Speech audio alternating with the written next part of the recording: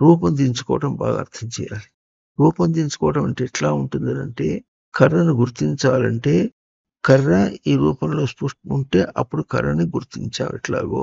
అంటే దీనికి ఒక రూపం, భౌతిక రూపం ఎట్లా ఉందో అప్పుడు దీన్ని గుర్తించావు ఎట్లాగో. అట్లాగే మనం ఇంద్రియ చేష్ట చేస్తున్నప్పుడు గాని, ఒక క్రియ చేసేటప్పుడు గాని, విషయంలో ప్రవర్తించేటప్పుడు గాని ఉనికిని రూపొందించుకోవాలన్నారు. అంటే భౌతికంగా రూపంగా ఎట్లా అనుకుంటున్నామో అభౌతికంగా దానికి ఒక రూపాన్ని దర్శనం చేయాలి. అది ఎట్లా ఉంటుంది? ఇంద్రియ చేష్టగా చేసేటప్పుడు ఇంద్రియ చేష్ట, ఆ చేష్టలో ఉనికి యొక్క స్వరూపం ఎట్లా ఉంటుంది అన్నప్పుడు దాన్ని సరిగ్గా ప్రయోగం చేస్తాడు. పసివాడు ఎట్లాగో ఒక సాధకుని కూడా దేవుడు అంటే నీ ప్రవర్తన అన్న మాట చెబితే అవును అని ఒప్పుకుంటాడు గాని తన ప్రవర్తనని ఎట్లా తన స్వరూపంలో దర్శనం చేయాలి, రూపొందించుకోవాలి అర్థం కాదు. కాలు తీసి అడుగు పెట్టాడంటే లోపల తన స్వరూపం అంటే మనస్సు అనే పదం, బుద్ధి అని, చిత్తం అనే పదం చెప్పుకుంటారు. అక్కడ ఉనికి యొక్క స్వరూపాన్ని ముందు ఫార్మాట్ చేయి. అది ఎట్లా ఉంటుందో దర్శనించే. ఎట్లా దర్శనం చేస్తావంటే అభౌతికంగా నువ్వు చేసుకున్నటువంటిది నీ మెదడులో నీకు స్ఫురణకు తెలుస్తుంది. అక్కడ దాకా వస్తే అది ఏ రూపంలో వస్తుంది? అది అభౌతికమైనటువంటిది భౌతికంగా బయటికి ఇవ్వటానికి కంట్రోల్స్ లో సిగ్నల్స్ ఇచ్చేటటువంటిది విధంగా భౌతికంగా తెలుస్తుంది.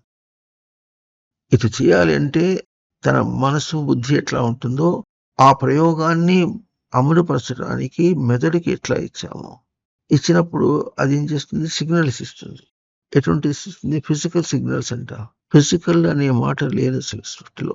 విద్యుదయస్కాంతములు అనే మాట ఎట్లా ఉంటుంది?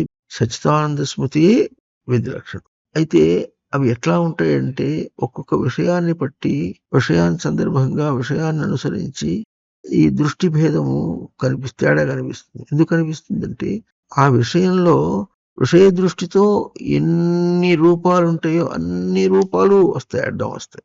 ఇది ఇట్లా ఉండాలి అని అంట.